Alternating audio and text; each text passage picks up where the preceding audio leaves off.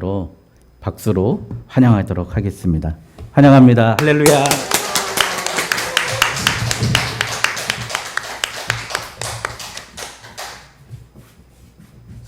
환영 감사합니다. 우리 같이 잠깐 기도하겠습니다. 하나님 아버지, 죄 가운데 살다가 또 나에 갇혀 살다가 영원히 죽을 수밖에 없던 저희들이었습니다.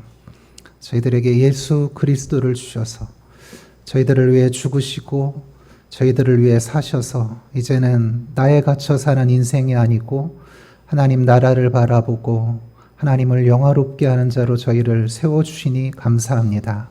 하나님 아버지, 두세 사람이 내 이름으로 모인 곳에 나도 그들 중에 있겠다 하신 대로 저희들도 오늘 예수 그리스도의 이름으로 모이오니 저희 가운데 임재하여 주시고 하나님께서 일하시는 귀한 시간 되도록 함께하여 주시옵소서.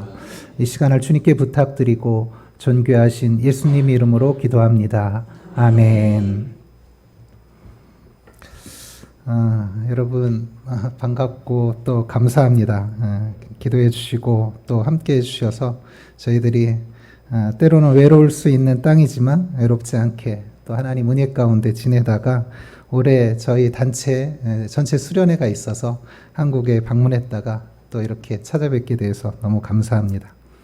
좀 전에 목사님이 말씀해 주신 대로 같이 신앙생활하고 또 같이 학교 생활하면서 또 학교 복음화를 위해서 애썼던 때의 모습들이 새록새록 떠오릅니다. 그리고 그간 부족한 저희를 위해서 기도해 주셔서 또 후원해 주셔서 감사합니다.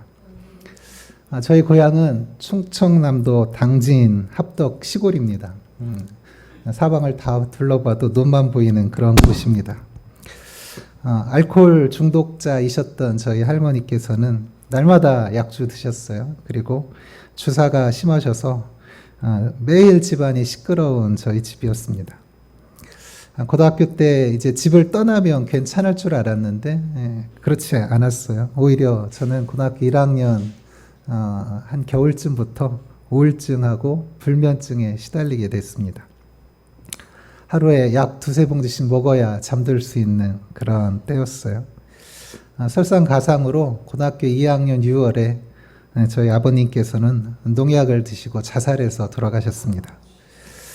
이런 아픔이 있을 때 예수님께서 저에게 찾아오셨습니다. 상처 입은 마음들을 하나씩 하나씩 치유하기 시작하셨습니다. 예수님 만나자 가장 시급하고도 가장 우선된 마음은 저희 어머님 구원이었습니다. 시집살이 참 호되게 하셨어요. 제 밑에 동생이 둘 더 있었는데 1살 때, 4살 때 저희 동생들을 잃으셨습니다.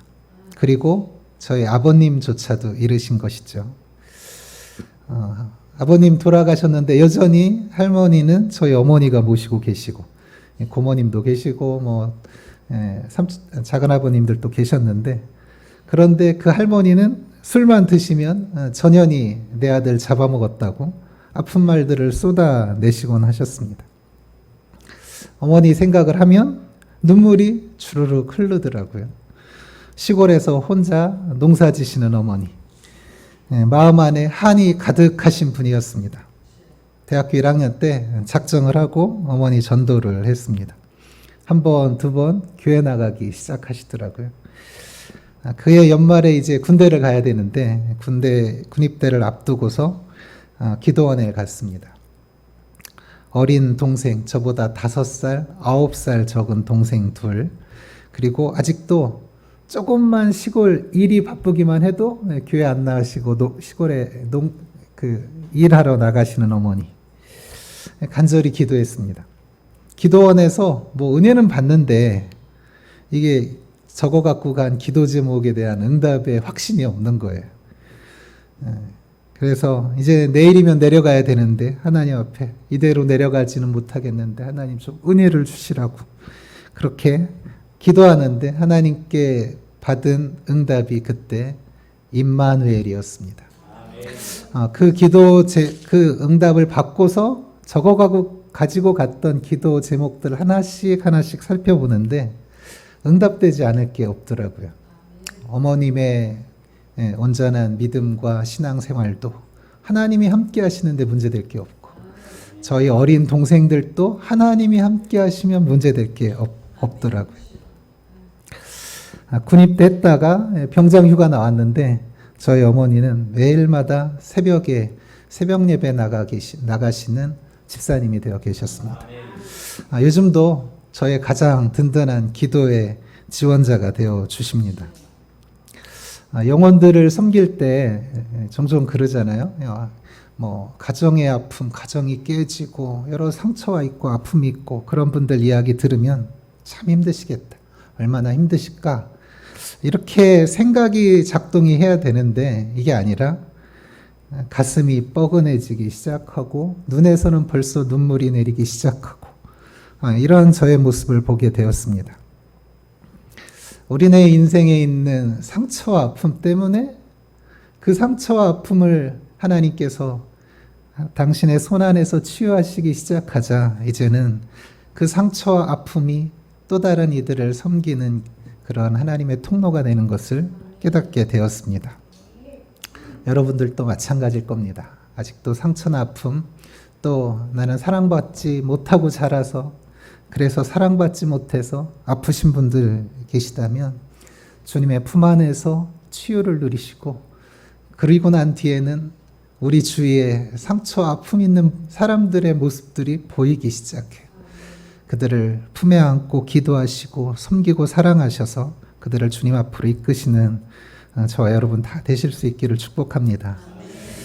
아버지는 일찍 돌아가시고 어머니마저 병으로 고통 중인 한 가정이 있었답니다. 이제 어머니도 돌아가실 날이 얼마 안 남아서 두 아들을 불렀습니다.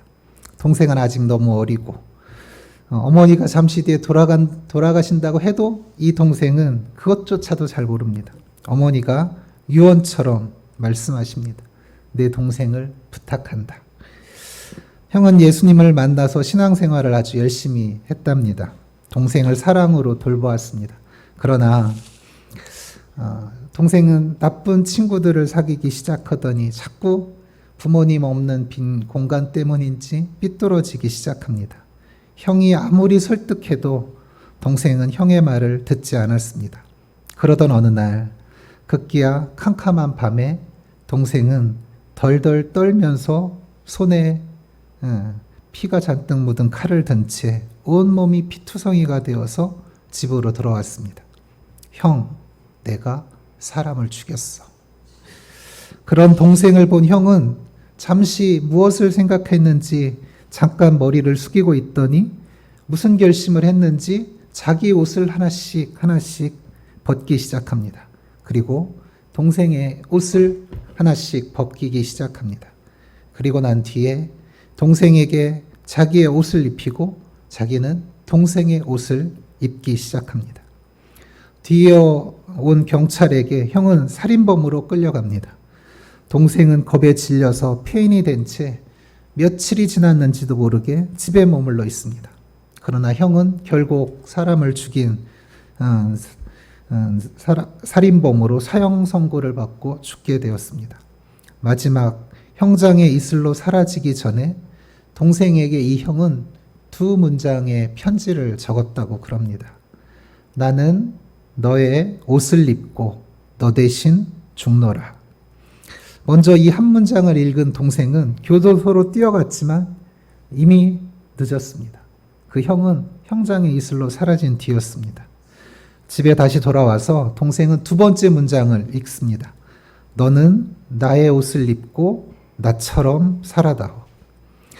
예전에 어울렸던 친구들이 와서 그 동생을 유혹할 때마다 그 동생은 이렇게 말하곤 했다고 그럽니다. 이 옷의 주인은 그렇게 살지 않았어. 첫 번째 저의 인생에 하나님이 설득하신 거가 있었어요. 그 설득은 이것입니다. 내가 너를 얼마나 사랑하는지, 나는 너를 죽도록 죽을 만큼 사랑했다 하는 것이었습니다. 그리고 그 주님께서 우리에게 오늘 이렇게 요청하시는 것이죠. 너는 나의 옷을 입고 나처럼 살아다오. 너는 나의 십자가를 지고 나의 사랑으로 살아라. 잘 아시듯이 이것은 예수님의 정신을 가지고 살라 하시는 주님의 요구입니다.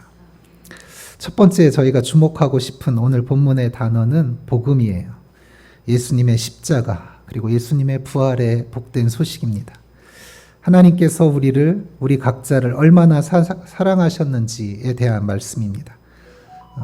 로마서 5장 8절에 보면 우리가 아직 죄인 되었을 때 그리스도께서 우리를 위하여 죽으심으로 하나님께서 우리에게 대한 자기의 사랑을 확증하셨느니라. 우리가 좀 의롭거나 선하거나 가능성이 있거나 이럴 때가 아니라 절망적일 때, 가능성 0%일 때, 죄인일 그때 주님께서는 우리를 위해서 죽으셨습니다. 오늘 본문에 보면 이렇게 말씀하세요. 이는 이방인들이 복음으로 말미암아 그리스도 예수 안에서 함께 상속자가 되고 함께 지체가 되고 함께 약속에 참여하는 자가 됨이라. 이 복음을 위하여 그의 능력이 역사하시는 대로 내게 주신 하나님의 은혜의 선물을 따라 내가 일꾼이 되었노라. 복음으로 말미암아 복음을 위하여. 선교사로 파송을 받기 위해서 기도하는데 하나님 그런 마음 주셨어요. 교단에서도 또 선교단체에서도 이 파송장을 주시면서 기도를 해주셨습니다. 그런데 주님이 저에게 주신 마음은 그거였어요. 내가 너에게 주는 파송장은 이것이다. 그러시면서 떠올려 주신 것이 오늘 첫 번째 저를 향하신 설득이었던 예수 그리스도의 십자가였습니다. 내가 너에게 주는 최고의 선물은 이것이다. 저도 그렇고 여러분도 그렇고 과거에 때로는 우리 추억의 상처에 얽매여서 살 수밖에 없는 존재들 아닌가요? 내가 얼마나 힘들었는지 알아? 나 이렇게 살았어. 나 사랑을 너무 못 받았어. 그러니까 당신이라도 나를 좀 사랑해줘. 이러면서 부부가 때로는 싸우잖아요. 그런데 그것을 넘어서게 하는 게 있는데 그것이 예수 그리스도의 십자가입니다. 그리고 복음입니다. 누가 인정해 주지 않아도, 아니 오히려 인정해 주지 않는 일을 찾아서 하게 하는 것이 예수 그리스도의 십자가의 정신입니다. 자신이 만왕의 왕이셨어요. 그런데 시골뜨기 제자들 향해서 무릎을 꿇고 그들의 발을 씻기게 하는 것. 자기를 다 버리고 떠나갈 것을 알면서도 그들을 향해서 그들의 냄새나는 발을 씻게 하는 것이 주님의 십자가의 정신입니다. 끝까지 사랑하시는 그 주님의 마음입니다.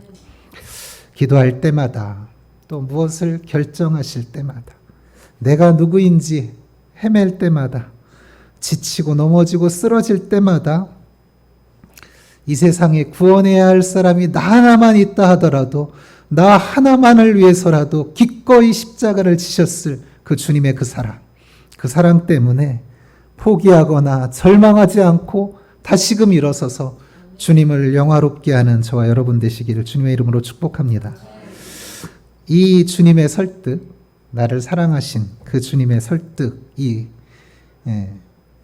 여러분 안에 받아들여져서 기도하는데 예수 그리스도의 십자가가 떠오르고, 손을 폈는데 예수님의 십자가가 떠오르고, 눈을 감았는데 주님의 십자가가 떠오르고, 그러면서 십자가의 길, 이미 예수님을 영접하신 분들은 주님만 죽으신 십자가가 아닌 내가 죽은 십자가가 떠올라서 오늘 자기 부인하며 주님을 따라가고, 아직 주님의 사랑이 느껴지지 않는 분들은 그 십자가를 바라보며 나를 죽기까지 사랑하신 그 주님을 떠올리며 십자가를 마음에 품고 사시는 저와 여러분 되시기를 바랍니다.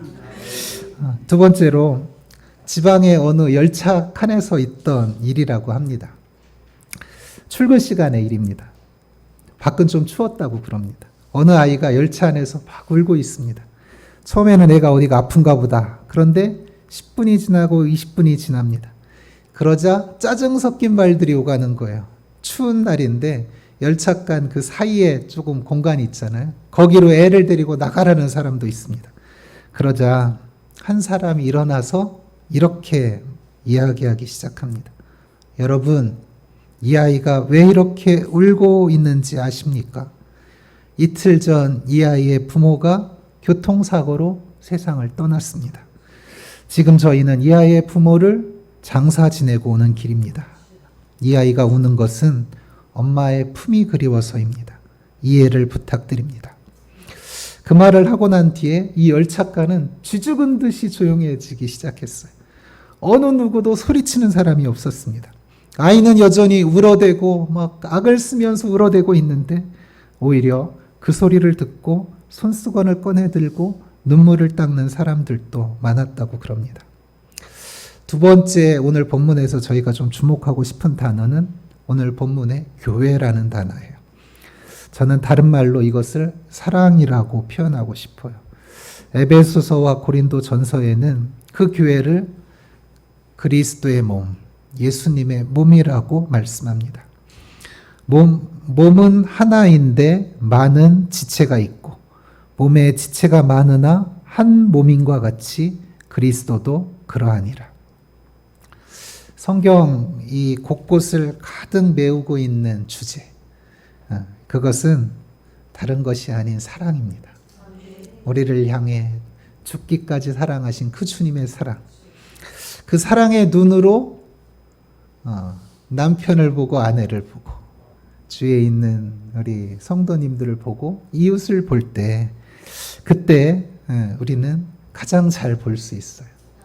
이 아이가 울고 있는 모습만 봐서는 그 아이가 왜 우는지, 왜 내 아침 출근하기 전에 단잠을 이렇게 자는 걸 방해하는지 이해할 수가 없어요. 그런데 그 아이의 사연을 듣고 그 아이의 아픔을 보자 드디어 그 아이가 왜 우는지 깨닫게 되는 것이죠.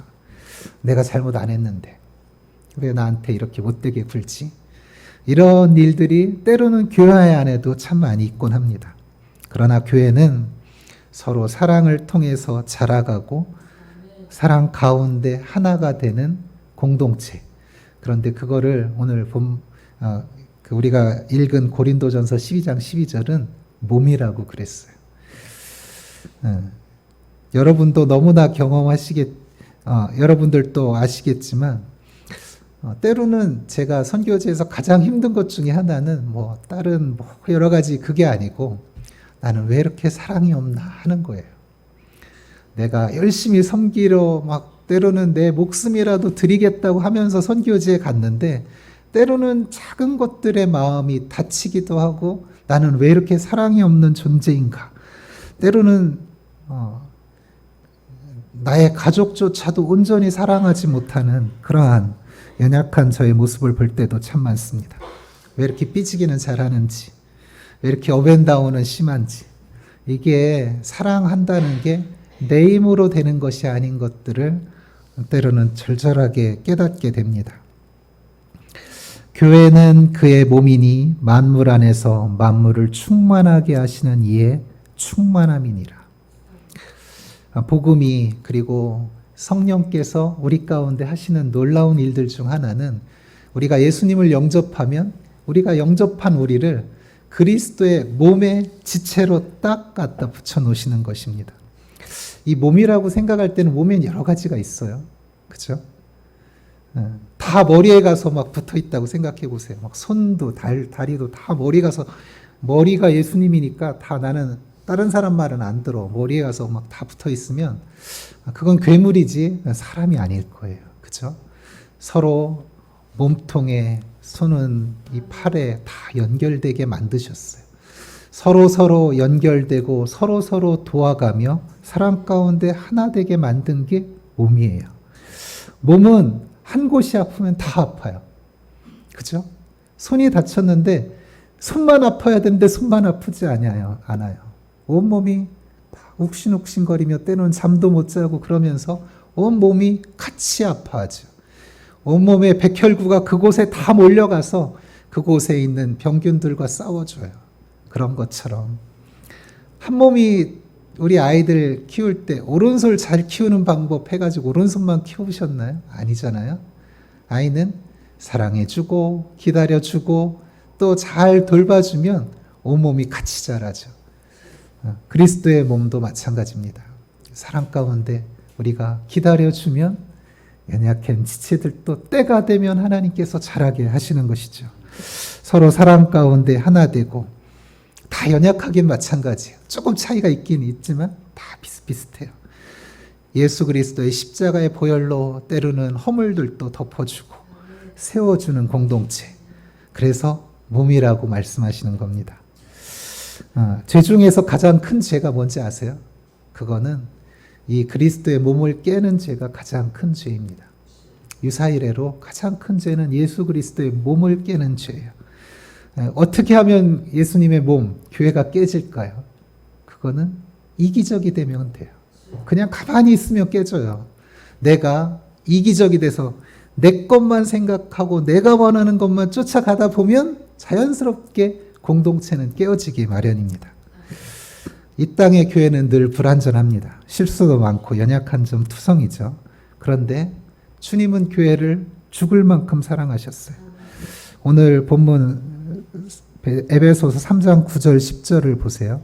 영원부터 만물을 창조하신 하나님 속에 감추어졌던 비밀의 경륜이 어떠한 것을 드러내게 하려 하심이라.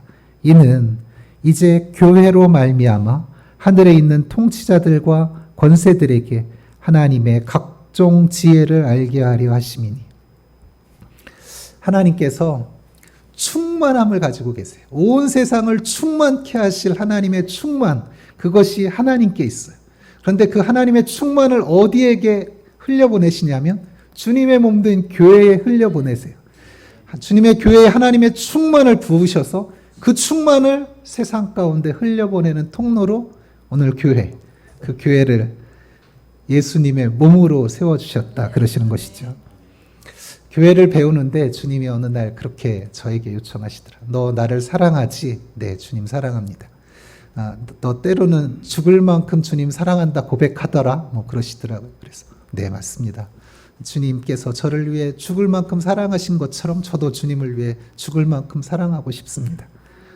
그러면 너 나의 몸인 교회를 위해서도 그렇게 사랑하는 것이 맞다 하시더라고요. 이것이 저의 인생에 주님께서 설득하신 두 번째 설득이었습니다. 주님의 몸된 교회를 주님처럼 사랑하는 사람. 때로는 연약한 지체들을 주님 사랑하듯이 섬기고 사랑하는 사람. 한 아버지가 아내가 죽고 9자녀를 기르고 돌보고 있었답니다. 아이들이 많다 보니까 공사판을 다니는데 하루는 이쪽에 가서 일하고 하루는 저쪽 가서 일하고 막 그렇게 일을 해야 했습니다. 하루는 좀 먼 곳에 가서 일을 하러 갔을 때라고 그럽니다. 갑자기 막 폭우가 쏟아졌습니다. 집도 변변치 못하다 보니까 그 냇가 그 언덕에 거기에다가 판자 비슷한 거를 쳐놓고 살고 있었는데 비가 너무 쏟아지니까 그 집이 문제가 생길까 봐 급히 달려왔는데 아니나 다를까 그 판잣집이 물에 조금씩 떠내려가기 시작합니다. 죽을 힘을 다해서 아이들한테 다가가서 아이들을 하나 등에 업고 다시금 헤엄쳐서 나옵니다. 이제는 더 못할 것 같지만 그 아이를 생각할 때 죽을 힘을 다해서 또 가서 또 다른 아이를 등에 업고 나옵니다. 두 아이, 세 아이, 네 아이 이렇게 헤엄쳐서 등에 업고 나왔는데 다섯 번째 아이를 이제는 더 이상 못하겠다 하고서 그 아이를 등에 업고 나오다 보니까 아이가 물을 먹어서 막 이렇게 아이가 거의 뭐 나왔는데 죽어가고 있을 정도로 그런 것이죠. 그런데 그러고 나서 내 아이를 바라보니 내 아이가 우리는 이제 구원받았다고 우리는 살았다고 모닥불을 피워놓고 때로는 노래도 불러가면서 기뻐하고 즐거워하고 있다고 여러분 한번 생각해 보세요. 이 아버지가 가지고 있는 고통을 여러분 아시겠습니까? 내 아이가 이제는 너 구원받았다고 나는 이제 천국 간다고 내 아이는 기뻐하고 즐거워하고 있는데 지금 저쪽에는 죽어가고 떠내려가고 있는 아이들이 있는 것이죠.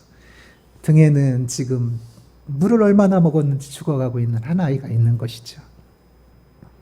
이 아버지의 마음. 세 번째로 하나님이 저에게 주셨던 설득은 너 나의 아픔을 가지고 살할 수는 없겠니 하는 것이었습니다. 하나님 아버지의 마음. 열방을 향하신, 아직 주님 알지 못하는 이들을 향하신 하나님 아버지의 마음. 제가 알고 있는 집사님 어머니가 계신데 그분이 이렇게 집사님께 말씀하시더래요. 나 요즘 내 가슴을 파고 있다. 그곳에 내 오빠 묻으려고. 이 어머니는 아들 때문에 몸도 아프시고 가산도 거의 탕진하셨습니다. 이유 모를 병 때문에 생활도 못하고 집에 누워만 있는데 막 뼈만 앙상할 정도로 점점 몸이 말라가는 병을 앓고 있었습니다. 마음에 큰 상처 한도 생겼어요. 그 며느리가 이 아들을 버리고 도망가 버렸어요. 이제 그런데 이 아들이 살 날이 얼마 안 남은 거예요. 그러자 이 어머니는 그 아들을 생각하면서 가슴을 파는 것이죠. 그런데 성경 이사야서 49장 15절을 보면 이렇게 말씀합니다. 여인이 어찌 그 젖먹는 자식을 잊겠으며 자기 태에서 난 아들을 긍휼히 여기지 않겠느냐. 그들은 혹시 잊을지라도 나는 너를 잊지 아니할 것이라. 이것이 하나님 아버지의 마음입니다. 모두가 구원받기로 원하시는 아버지의 마음인 것이죠. 저는 선교를 설명할 때 이렇게 설명하곤 해요. 문이 방에 우리가 같이 있는데 방에 문이 조금 열려 있어요. 그런데 엄마 아빠가 앉아가지고 다음 달 집세 걱정, 또 아이들 뭐 돌보는 것 때문에 돈이 필요한 거 걱정, 막 이런 걱정을 하고 있어요. 그런데 아이가 아직 어린 4살, 5살밖에 안 된 이 조그만 아이가 엄마 아빠가 하는 그 걱정을 들었어요. 문이 조금 열려있는 그 틈으로 듣고 나자 이 아이가 이상스럽게 행동하기 시작하는 거예요. 너 사탕 먹을래? 입에는 벌써 사탕 얘기하니까 입에 막 침이 가득해졌는데 아니에요. 사탕 먹으면 있어가요. 왜냐하면 엄마 아빠가 돈 때문에 걱정하는 걸 들어서 이 아이가 이렇게 행동하는 거예요. 너 장난감 사줄까? 아니에요. 저는 엄마 아빠만 있으면 충분해요. 막 이상한 말을 하기 시작한 거예요. 저는 선교사도 이런 거 아닌가 싶어요. 하나님 아버지의 마음이 어느 날 조금 열린 문틈으로, 다 알지도 못해요. 다 알지도 못하는데 조금 열린 문틈으로 하나님 아버지의 마음이 갑자기 훅 들어왔어요. 잃어버린 종족, 자기 스스로는 주님 앞에 나올 수 없는 이들에 대한 하나님의 그 애타하시는 마음, 그 마음이 들어오자 근데 예전처럼 살기 어려운 거예요. 예전처럼 내가 원하던 것들을 쫓아서 살기 어려운 것이죠.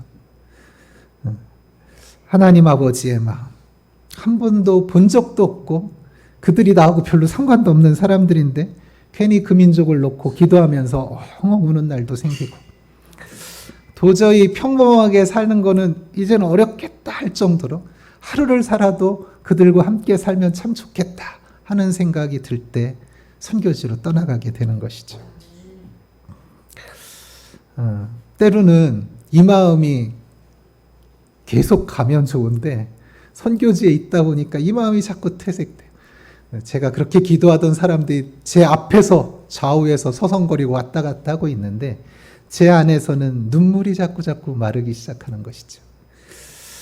이번에 저희가 한국 들어오기 전에 교단 선교사 대회를 섬기고 왔습니다. 대회를 준비할 때 하나님이 주신 마음이 나는 너희들이 사도 바울 같았으면 참 좋겠다 하는 마음이었어요. 근데 조금 비슷해야, 조금 비슷하고 따라갈 만해야 그게 좀 한번 기대도 되고 그러는데 이건 바울은 저희가 특히 선교지에 있다 보면 바울은 더 막 우리하고 너무 다른 사람이거든요. 그런데 그 마음 주셔서 저희가 세미나도 하고 또 대회를 치르고 그랬는데 대회 가운데 잘 섬겨서 너무 은혜스럽게 정말 하나님의 강력한 성령의 역사들도 있고 특히 아이들 가운데는 성령의 불이 내려서 아이들 안에 막 아빠 내 마음에 지금 누가 불을 지른 것 같아. 이 방에 지금 누가 불을 뗀 것처럼 너무 뜨거워. 이렇게 고백하는 아이들도 있고 놀라운 대회였습니다. 그런데 그때 기도하는데 하나님 이런 마음 주셨어요. 바울을 바울 되게 했던 것은 다른 것이 아니라 나의 마음이었다. 나의 마음을 놓치지 마라. 그 마음을 잃으면 사람들은 너를 선교사라고 부를지는 모르지만 너는 선교사 아니다. 선교는 이 하나님 아버지의 마음으로 하는 것 같아요. 기도해 주세요. 그 마음 부어졌는데 아무 일도 없었다. 그 마음이 내가 그 마음을 느꼈고 그 마음을 받았는데 나는 이전과 똑같은 삶을 살았다. 이럴 수는 없는 것이죠. 하나님 아버지의 마음이 오늘 여러분들에게도 부어져서 저하고는 좀 다를 수 있어요. 저는 이민족을 향한, 특별히 아랍 사람들을 향한 아버지의 마음이 부어졌지만 여러분들 중에는 때로는 다음 세대를 향해서, 풍력의 동포들을 향해서, 믿지 않는 이웃들을 위해서 여러모로 하나님의 마음이 부어질 것입니다. 그 마음 부어지면 그 마음 붙들고 사명자로 살아가는 여러분 되실 수 있기를 주님의 이름으로 축복합니다. 히스기야 왕 14년에 아수르 왕 사네립이 유다를 쳐들어왔습니다. 랍사게라는 장군을 통해서 유다를 막 조롱해요. 유다를 막 조롱합니다. 이사야서 36장은 이 장면을 아주 자세하게 묘사하고 있어요. 군대를, 그리고 그들의 믿음과 하나님을 향한 신앙까지도 다 조롱합니다. 백성들도 다 듣도록 유대 방언 히브리어로 그렇게 막 이야기를 합니다. 아주 참담한 상황이죠. 그때 히스기야가 이사야서 37장 3절에 보면 이렇게 고백합니다. 그들이 이사야에게 이르되 히스기야의 말씀에 오늘은 환난과 책벌과 능욕의 날이라. 아이를 낳으려 하나 해산할 힘이 없음 같도다. 선교지에 있다 보니까 이럴 때가 저에게는 너무 많더라고요. 아이를 낳아야 되는데 해산할 힘이 없는 것 같은, 때로는 무기력에, 때로는 피해의식에, 여러 가지 절망감에 젖어서 마음이 무너져 내려 있는 그 상황. 그런 저희를 향해서 주시는 말씀, 오늘 저희가 주목할 말씀이기도 합니다. 저희의 속사람을 능력으로 강건하게 하시는 성령 하나님에 대한 말씀입니다. 오늘 에베소서 3장 7절에 보면 이 복음을 위하여 그의 능력이 역사하시는 대로 내게 주신 하나님의 은혜의 선물을 따라 내가 일꾼이 되었노라. 16절에는 그의 영광의 풍성함을 따라 그의 성령으로 말미암아 너희 속사람을 능력으로 강건하게 하시오며, 사도행전 1장 8절에는 오직 성령이 너희에게 임하시면 너희가 권능을 받고 예루살렘과 온 유대와 사마리아와 땅끝까지 이르러 내 증인이 되리라. 여기서 나오는 능력, 권능, 이런 단어들 있잖아요. 이 단어들은 두나미스라는 단어입니다.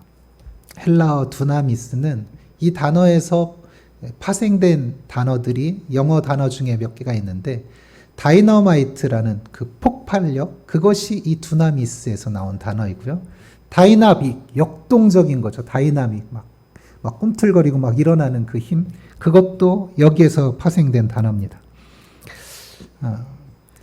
주의 일을 감당하려고 하는데 나의 힘으로, 나의 자원으로, 나의 능력을 하려다 보니까 이게 막 잘 안 되고 어려운 거예요. 근데 성령께서 하시기 시작하고 내 마음을 성령께서 주장하기 시작하실 때, 그때 성령께서 능력으로 일하게 하시는 것이죠. 하나님 능력을 부어주세요. 하나님 좀 은혜를 주세요. 말씀을 좀 말씀 부여잡고 기도해야 되는데 때로는 기도하지 않고 내 잔꾀와 내 지혜를 가지고 하려고 몸부림칠 때가 얼마나 많았는지 몰라요. 성경에 나와 있는 수많은 역사들을, 성령의 역사들을 보면 크게 두 가지로 나눌 수 있어요. 하나는 내적인 역사예요. 성령의 이런 강력한 임재의 역사들이 나타나자 이 사람들의 마음이 바뀌었어요. 사랑할 수 없었던 사람이 사랑하고, 사랑, 희락, 화평, 오래 참음, 자비, 양선, 충성, 온유, 절제, 이런 성령의 열매들이 맺혀가면서 그 마음이 예수님을 닮아가게 하시는 성령의 내적인 역사, 이것이 성경에 나오고요. 또 하나는 성령이 임하시자 어떤 역사가 나타나냐면 외적인 역사들이 나타나요. 병든 사람에게 손을 얹었는데 병든 사람이 치유되는 일들이 생겨요. 외적으로 하나님께서 놀라운 역사들을 일으키시는 것이죠. 말씀에 권능 있게도 하시고 치유와 회복이 일어나게도 하시고 강력한 능력이 나타나는 것이죠. 선교사들을 위해서 기도하실 때 선교사들에게 하나님 이런 성령의 내적인 역사 그리고 외적인 능력 나타나게 해주십시오. 제가 이번에도 여러 교회들 방문하게 됐어요. 그 교회들 중에는 선교를 잘 하시고 계시는 막 강력하게 선교의 그런 사역들을 하시는 교회도 있고 어떤 교회는 막 지금 막 선교를 막 시작하려는 교회도 있었어요. 그런데 성경에 보니까 작은 교회라고 해서 선교를 못하는 것도 아니고 큰 교라고 해서 선교를 잘하는 것도 아니더라고요. 사람들은 선교를 돈으로 하는 줄 생각해요. 그래서 큰 교회라야 선교할 수 있다고 그래요. 근데 성경은 어떻게 말씀하냐면 오직 성령이 너희에게 임하시면 권능을 받고 유대와 사마리아와 땅 끝까지 이르러 내 증인이 된다 그러셨어요. 성령이 임하시면 그 권능으로 선교하는 거예요. 여러분들 교회 가운데도 하나님의 성령이 임하셔서 하나님의 권능이 임하고 그러자 증인된 사명을 살게 하고 선교하게 하고 전도하게 하는 하나님의 역사가 일어나는 것이죠. 말씀 정리합니다. 오늘 말씀은 하나님의 경륜이라고 그랬어요. 경륜을 제가 사전에 찾아보니까 어떤 포부나 목적을 가지고 조직적으로 계획하는 것이라고 그랬어요. 그냥 쉬운 말로 우리 자주 쓰는 말로 경영이라고 하면 적합할 것 같아요. 하나님이 우리의 인생을 경영하세요. 우리의 인생을 하나님이 하나님의 사람으로 만들어 가세요. 제가 첫 번째 말씀드렸던 거 떠오르세요? 손을 폈는데 눈을 감았는데 뭐가 떠올라요? 십자가. 네, 십자가. 네, 거울을 쳐다보는데 뭐가 생각이 나요? 예수님의 몸. 화장을 하는데 때로는 어디 몸이 아픈데 내 옆에 지체 아픈 사람은 없는지 몸이 생각나고 또 하나는 하나님 아버지의 마음. 아버지의 마음. 영혼들을 향한 아버지의 그 마음. 그리고 마지막으로 우리의 힘으로 안 되기에 기도하는 사람. 이번 대회 때도 어려운 일이 참 많았어요. 특별히 이런 대회 할 때면 중보기도자들이 필요한데 중보기도를 부탁해도 중보기도자들이 많이 없는 것 같은 거예요. 그래서 기도의 분량을 채우겠다고 저희 집에 있는 어느 골방에 앉아가지고 그냥 앉아서 제가 안 되니까 제 잔머리를 가지고 되는 영역이 아니다 보니까 그냥 기도의 분량이다 채우자고서 그냥 앉아서 기도했어요. 그랬는데 그 기도하는 시간 동안에 하나님이 저의 영혼에 무너져 있는 수많은 것들을 회복시키시기 시작하시고 그리고 또 대회도 너무 은혜스럽게 재정도 제가 모금해야만 하는 재정도 10,000불 이상이 되는데 강사님도 안 오시는데 10,000불 이상을 이렇게 재정을 할 수 있을까? 그랬는데 오히려 재정이 더 많이 채워져서 자녀들에게까지도 항공료를 지원할 수 있게 됐어요. 오늘도 하나님은 기도를 요청하시더라고요. 최근에 하나님이 주셨던 마음이었어요. 너 이래도 기도하지 않을래? 여러분들도 기도 가운데 우리 자녀들 내가 보호하면 저의 수준에서의 보호밖에 안 돼요. 그런데 하나님이 보호하시면 그 아이들이 정말 놀랍게 하나님이 쓰시고 하시는 걸 볼 수 있습니다. 기억하시죠? 4가지? 네. 그 다음에 저희 선교지 소식, 제가 시간이 너무 늦어서 너무 죄송한데 저희 사진 몇 장 보여드릴게요. 두바이 아시죠? 저희 왼쪽에 있는 그 그림은 부르즈 알라라 호텔, 7성 호텔이라고 하는 부르즈 알라라 호텔을 쓴 거이고요. 오른쪽은 세계 최고층 빌딩이라고 828m입니다. 부르즈 칼리파라는 빌딩입니다. 두바이는 중동과 북아프리카, 중앙아시아와 유럽의 부호들을 끌어들여서 부호의 천국을 만들기 위해서 이런 여러 가지 것들이 노동자들, 인도, 파키스탄, 방글라데시, 그리고 저개발 국가의 노동자들이 와서 이런 건물들을 짓는데 실제적으로는 이 건물들을 누구를 위해서 짓냐면 부호들을 위해서 짓는 것이죠. 넘겨주세요. 네. 97%가 이런 모래사막인 땅입니다. 가끔 이런 광야가 있고요. 그런 땅에 지금 1인당 GDP가 45,000불 가까이 됩니다. 그것도 현지인들만 한 게 아니라 외국인 포함해서 세계에서 가장 잘 사는 나라 중에 하나입니다. 다음 장이요. 네. 이 사진을 좀 이렇게 마음에 좀 담으시라고. 현지인은 가운데 있는 이런 옷을 입고 다닙니다. 흰 옷을 입고 남자들은 머리에 저런 걸 쓰고요.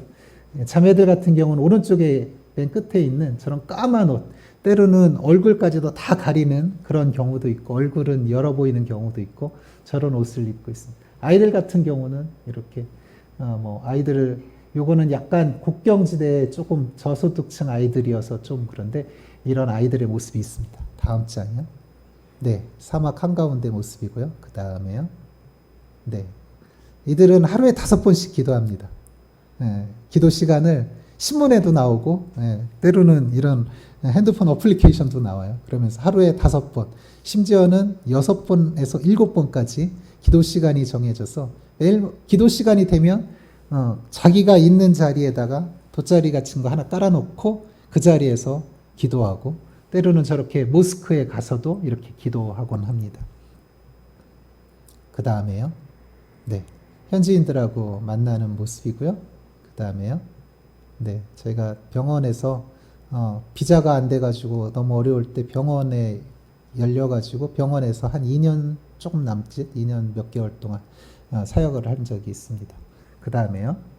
네, 현지 학생들, 아내가 현지 학생들하고 이 학교는 한 80명 정도가 아리랑 클럽이라고 그래가지고 현지 학생들이 한국을 좋아하는 아이들이 모였었는데 그 다음에 200명, 그 다음에 300명, 그 다음에 500명 이러면서 한국어과가 개설이 됐어요. 지금도 한 번씩은 그렇게 코리안 위크라고 그래서 한국을 좋아하는 그 아이들이 모여가지고 다양한 행사들을 하는 곳이 됐습니다. 그 다음에요. 예, 도서관에서 저희들 아이들 도서관 책도 읽어주고 저런 아트도 하고 이러한 일들 했던 거고요. 그 다음에 학교에서 국제학교에서 학생들하고 같이 아트 수업 미술 이런 거 수업하는 모습이고요. 그 다음에요. 네, 저희는 지금 그 교육센터를 지금은 한글학교 교육센터를 원래 코로나 전에 시작하려고 준비하고 있다가 교육센터가 코로나가 딱 겹칠 그때였어요. 그것도 하나님 막아주심이었는데 그러고 난 다음에 지금 계속 미룰 수만은 없어서 한글학교를 시작해서 한글학교에서 외국인 반 그리고 이번에 저희가 들어가면 외국인 학생반을 열어서 그들에게 하나님의 사랑을 흘려보내는 통로로 삼습니다. 교육센터를 위해서 준비하고 있는데 아직 조금 부족한 부분들이 있어요. 재정도 조금 부족하고 또 부족한 부분들이 있는데 내년이나 아니면 내후년 초쯤에서 교육센터를 열려고 기도하고 준비하고 있습니다. 생각나실 때 기도 부탁드려요. 제가 오늘 마지막으로 이번에 한국 나왔을 때 하나님이 주신 마음이 이거였어요. 그래서 제가 쓴 시를 하나 읽어드리고 같이 기도하면 좋겠습니다. 위대한 유산, 그대 그 어른을 가졌는가? 그분 보니 정말 하나님 살아계심을 알겠는, 그분 보며 옷깃 여미고 하나님 앞에 무릎 꿇는, 그분 가신 길 목숨까지 불사하고 따라갈 그대 그 어른을 가졌는가?